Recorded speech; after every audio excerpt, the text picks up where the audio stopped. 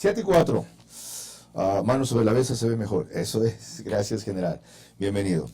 Buenos días. Empecemos aclarando lo que a mí me intrigaba. Yo no tengo claro si a usted lo destituyeron de la policía o usted pidió la baja y está fuera ya formalmente de la institución.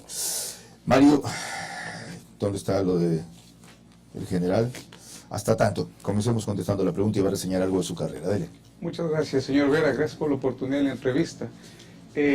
La situación mía es que la institución policial me instauró un sumario administrativo arbitrario después de 1 año y más que yo salí de mis funciones como director del ISPOL, y finalmente en el sumario administrativo, al imputárseme el cometimiento de una falta muy grave, se me procedió a sancionar con la destitución de la policía. Usted había salido hace 1 año más del ISPOL, pero seguía de general en servicio activo.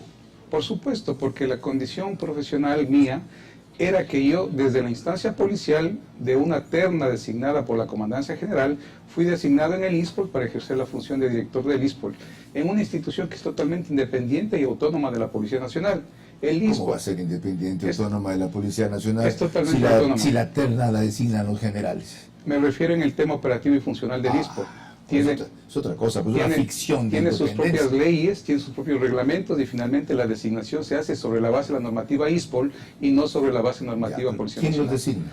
En el caso mío, fui designado por el Pleno del Consejo Superior de la Policía, del ISPOL, que está integrado por representaciones que no corresponden exclusivamente a la parte de la policía. ¿Y ese pleno de ese Consejo Superior, quién lo integra? En esa época estaba constituido por el señor comandante general, que de acuerdo a la ley lo presidía, oficiales en servicio activo ocupando funciones dentro de la Policía Nacional y representantes del servicio pasivo, tanto de oficiales como clases de policía. Y el director del ISPOL tiene que ser un general que cumpla con esos requisitos, ¿verdad? En esa época no, en esa época, de acuerdo a la ley 90 que estaba vigente hasta el 21 de octubre de 2016, se determinaba que el director del ISPOL era un oficial en grado de coronel, pero posteriormente, al 21 de octubre del 2016, la ley modificó esa designación y estableció otro tipo de comportamiento. Pero en todo caso, tiene que ser un oficial en servicio activo de la policía. En esa época sí, en el grado de coronel. Ok, pues yo sostengo que independencia no hay, usted aclara que autonomía sí. La una cosa. La otra, miren, aquí tengo la hoja de vida de este señor, por si acaso, que es no solamente policía.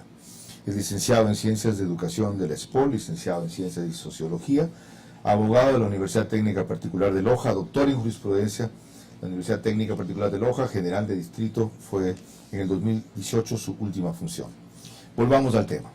Usted vio lo que dijo aquí el ministro de Gobierno el viernes, entiendo, y el comandante de la policía, una entrevista que estuve con él en TC el jueves, y la forma en que aludieron a su participación.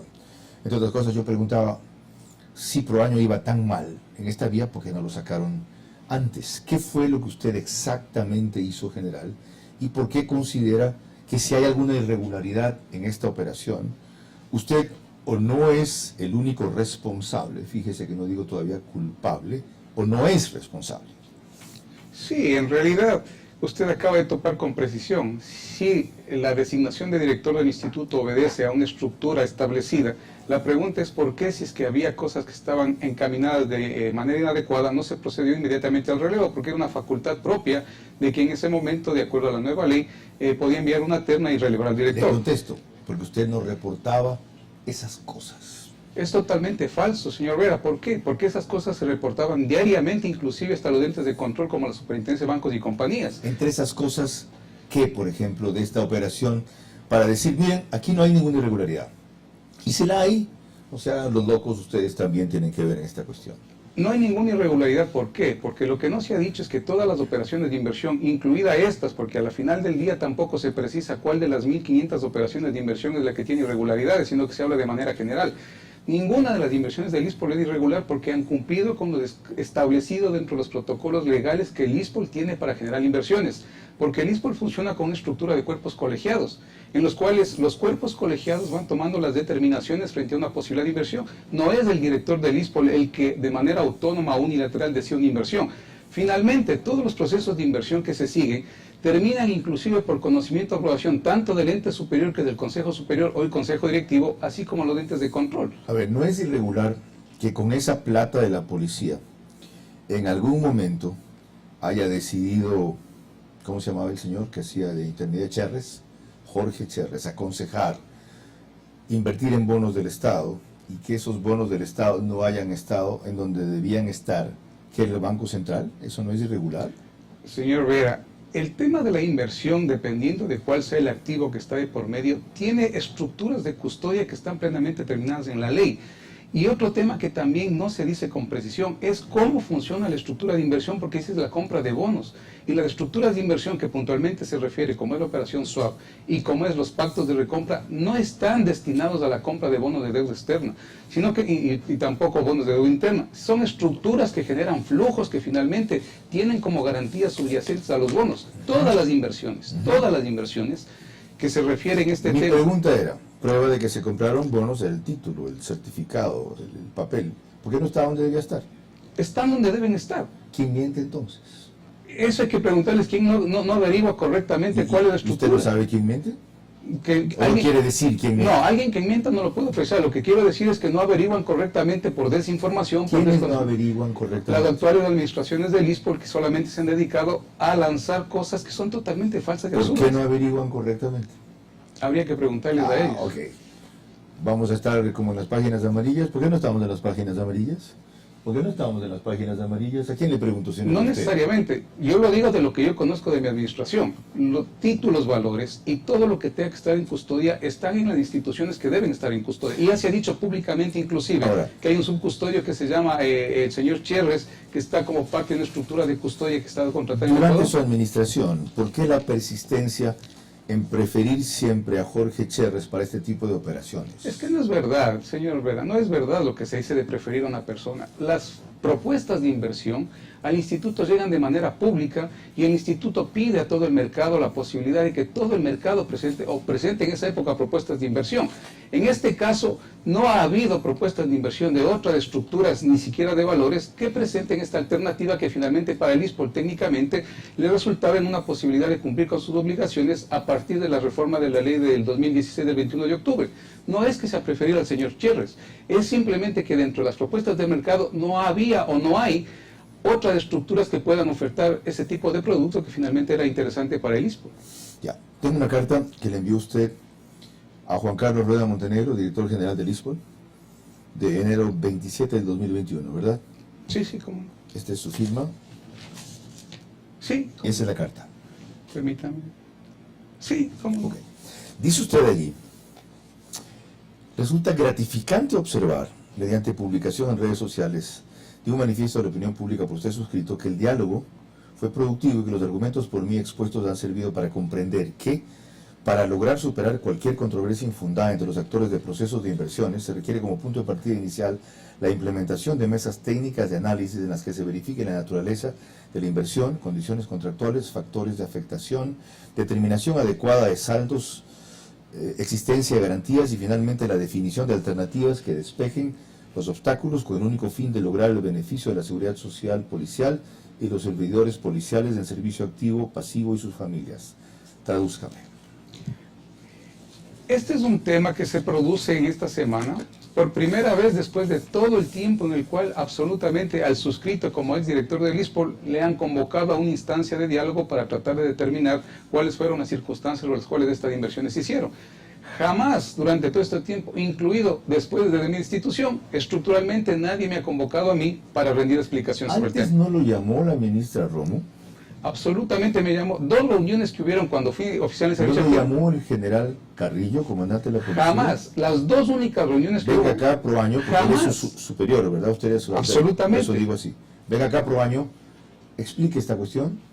Jamás, señor Vera. Las dos únicas reuniones que hubo fueron por insistencia mía una vez que ya se empezó a generar este escándalo. Pongámoslo al revés. ¿Por qué no lo explicó usted entonces? Porque Digo, señores, opinión pública, soy un general en servicio activo, pero ante todo soy un hombre decente. Yo aquí tengo una opinión que darle al país, sí, jerárquicamente tengo que pedir autorización. Ok, me sancionarán por no pedir autorización, pero no por una irregularidad que no he cometido. ¿Por qué no dijo eso? absolutamente he cometido alguna irregularidad, señor Vera. Y lo que usted dice lo hice en su momento. ¿Usted dio una conferencia de prensa pública? No, presenté los documentos al Comando General como oficial jerarquizado de la estructura, ¿Y? pidiendo la autorización para dar justamente, no ruedas de prensa, sino explicar a los medios lo que se venía ¿Y no se diciendo. la dieron? Y no se me la dio, tengo los documentos ¿Y con usted los hizo cuales caso dar. a cuenta de que piensen que es un delincuente? Finalmente no hice caso de eso, sino que simplemente me sometí a la estructura legal que en mi institución prima, y finalmente, ¿no es cierto?, cuando se me ¿No se destituye... arrepiente de eso? No me arrepiento de esto, ¿por qué? Porque al interior de la institución las explicaciones estaban listas para dárselas cuando se las requiere y cuando se las pida. Jamás desde el año 2018 en que se conoció el tema, porque no es verdad, señor Vera, que esto se conoció a finales del 2019 cuando se me... Cierto, lo hemos averiguado. Esto fue desde el año Fue 2018. reportado a la Superintendencia de Compañías. No solo eso. La Superintendencia de Bancos también hizo una serie de observaciones. No solo eso, señor Vera. Yo personalmente le entregué al delegado de la ministra del Consejo Superior del ISPOL la información financiera y el portafolio de inversiones donde constaban todas las inversiones porque eran inversiones que habían hecho desde el año 2014. ¿Era quién el delegado? En ese momento era un economista, si mal no recuerdo, de apellido Ruiz, me parece que era. Si el problema no es que no se conozcan las inversiones por parte de sus superiores, sino que no se conoce. La una cosa que le he preguntado ya, ¿por qué siempre con Cherres? Y segundo, cuando decide el gobierno, el Ministerio de Gobierno, que es el ente rector de la policía y por eso el gobierno, esto nos parece sospechoso, queremos la plata de vuelta, ¿por qué Cherres no dice aquí está? Y lo que dice de una manera muy hábil y confusa es que están dispuestos a reunirse para ver cómo devuelven los activos en que estaban esas inversiones. Es decir, si ustedes quieren papelitos, les puedo devolver papelitos. Plata no les puede devolver, eso es lo que responde Cherres. Sí, señor Vera, pero es que hay que comprender exactamente cómo es la estructura de la inversión, porque, por ejemplo, la operación swap significa eso, flujo de papelitos, como usted lo menciona, de deuda interna, por flujos de papelitos de deuda externa. En ninguna circunstancia el tema de las operaciones significa de manera absoluta que se ha entregado dinero a cambio de papeles. Ya, pero hay un momento en que el titular dice, ok, ya no quiero más el papelito, quiero plata. O sea, quiero que esto se convierta en plata. Al hacer la transacción o la venta para convertirlo en plata, vas a perder algún margen. Lo vas a perder, ok, quiero plata. No es exacto, señor Vera, tampoco. ¿Por qué? Porque las estructuras que obedecen a la inversión, dependiendo de cuál sea, porque no es lo mismo cada una de las inversiones, todas tienen dinámicas diferentes. Sí.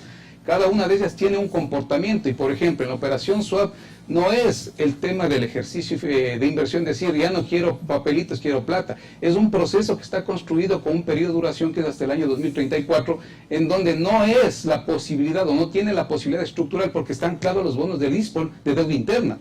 Está establecido que en las fechas... Es decir, la plata que puso la policía allí, en el caso de los que están estructurados hasta el 2034, no se puede redimir si uno lo quiere enseguida y solamente los intereses que cada cierto tiempo generan. La estructura llamada swap a la que usted se refiere tiene un comportamiento específico. Entre ellos, específicamente. Es decir, en el caso de uno que vence el 2034, si yo quiero la plata, porque decidí que quiero terminar mi compromiso con el papel y para tanto tengo que vendérselo, ¿no?, a alguien, aunque sea con un descuento importante, ¿no lo puedo hacer? No lo puede vender, ¿por qué? Porque el ISPOL tiene los papeles primigenios originales que le pertenecen al ISPOL y tienen fechas de vencimiento futura.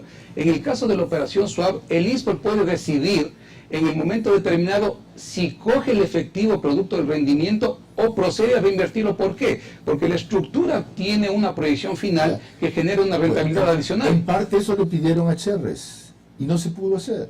No es verdad, señor Vera, no es verdad. ¿Qué no es verdad? Que se le ha pedido a Cherres que entregue dinero en efectivo. Ni los intereses pudo pagar puntualmente, comenzaron a retrasarse. En la operación swap, que es distinta a la operación de reporto, en la operación swap, de lo que yo conozco, hay un retraso del último dividendo de diciembre del 2020, perdón, que es el último dividendo. Pero esa falta de envío de ese dividendo no corresponde a que la operación haya fallado. De acuerdo, lo otro, explique. No corresponde. Aunque esto inevitablemente es técnico, un poco la diferencia entre el reporto y el swap. Son totalmente diferentes, señor Vera. ¿Por qué?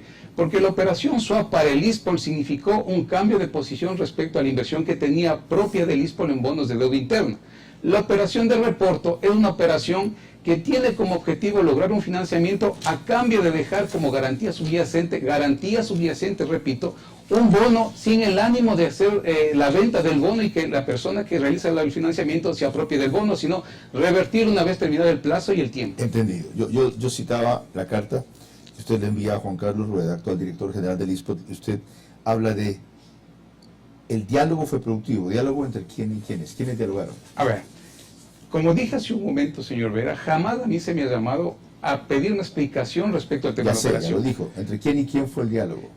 Hace una semana aproximadamente yo envié un comunicado al ISPOL si es que tenían interés en conocer, una vez que se produjo el relevo de director, para yo, en caso de que así lo requieran, poder presentarme a explicar, porque finalmente este tema lo han confundido tanto que hay más dudas que certezas.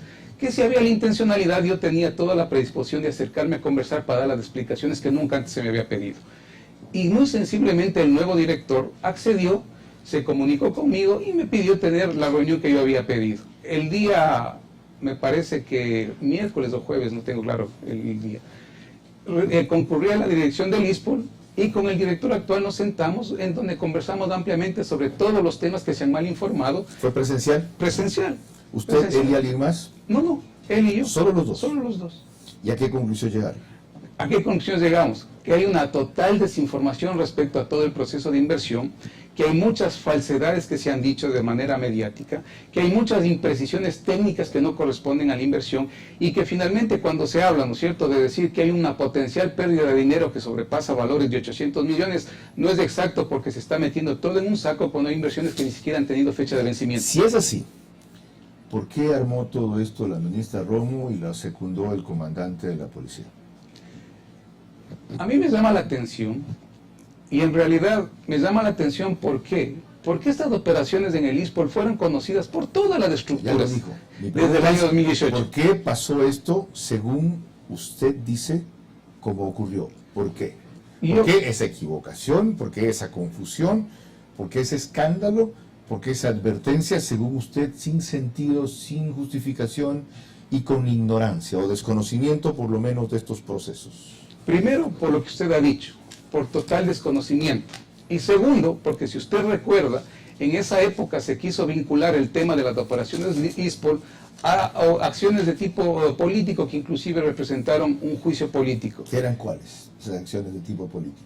Me parece que en esa fecha estaba establecido un juicio político a la señora ministra en la Asamblea. Parte del juicio político fue después y una de las causales era esta. No, porque estas operaciones no eran parte del juicio político, porque usted recuerda, ¿no es cierto? El tema se centraba sobre los temas de COVID. Después las integraron como una de las causas. No, cuando esto ocurrió fue antes de que la hayan llevado al juicio. Esto no tiene Después se agregó como un elemento. No, no es verdad, porque este tema dentro del juicio político no fue tratado. Recién está en un proceso de investigación porque todavía no ha habido ninguna certeza. Yo le he dicho que fue tratado. Y he dicho que lo mencionaron como una de las causales para el juicio. Sí, lo mencionaron, pero en realidad yo creo que no fue así. Cuando usted me pregunta por qué cree que esto sucedió, yo creo que sucedió por eso, dentro de todas las cosas que están de por medio, y por otro lado, por el total desconocimiento respecto a lo que es una gestión técnica de inversiones. Puede, de ser así, puede haber tal torpeza. ¿Ah?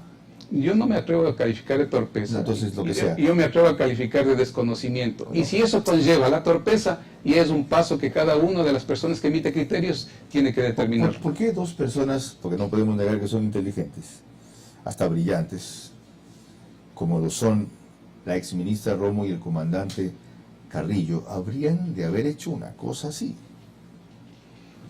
Si vamos al plano de la elucubración, podríamos generar muchas respuestas, pero cuando usted dice por qué harían, habría que preguntarlos por qué lo hicieron. Ya, no especulen. Yo aventuro hipótesis. Riña, celo institucional tan común en la policía. No necesariamente, señor Vera, ¿por qué? Porque mi condición jerárquica en la policía, en relación a quienes ejercían el alto mando institucional, es una condición de diferencia de ¿Afán de tiempos, ¿no? disputarse las comisiones que estas cuestiones generan? Aquí no hay comisiones, eso es otro absurdo y otra Pues, falsedad. Jorge Chávez nunca le propuso a usted comisión. Jamás. Por privilegiarlo a él Jamás. después de escoger entre los que invertían su opción de inversión. Señor Vera, no se ha privilegiado al señor Jorge Chávez y jamás en ninguna de las inversiones, no solamente en esta modalidad, sino en todas, el ISPOL ha recibido o ha sido objeto de participar en algún tipo de comisión. Eso es falso. Oficialmente no, pero no es usual que, que No es- extraoficialmente le digan o le propongan, por ejemplo, como sea que lo llamen, David, general, mira, usualmente en esto es una práctica regular de negocios, hay un margen que se destina a quien aprobó finalmente por concurso y selección que hayamos sido nosotros los escogidos. ¿Dónde te los depositamos? Jamás, señor Chávez, perdón, señor Vera, jamás ha habido una insinuación de esa naturaleza y mucho menos una ¿Usted no concreción. tiene problemas en que investiguen sus bienes entonces? Absolutamente. ¿Sus cuentas? Absolutamente. ¿Su patrimonio? Absolutamente. Señor Vera, mi condición de vida, afortunadamente en la Policía Nacional hay una condición que creo que es importante, que todos nos conocemos desde el inicio. Y podemos ir en el camino de la carrera profesional viendo cómo van desarrollándose y desenvolviéndose los patrimonios. Y mi condición de vida ha sido la misma que desde que entré a la policía. No tengo ningún problema. General, yo quiero dejar constancia de que apenas usted se comunicó con nosotros para pedir la oportunidad de aclarar o replicar lo que aquí se ha dicho sobre este tema, se la concedimos. Y celebro que haya sido así, cara a cara, en vivo, y no por este mecanismo de Zoom o de Internet que está complicado.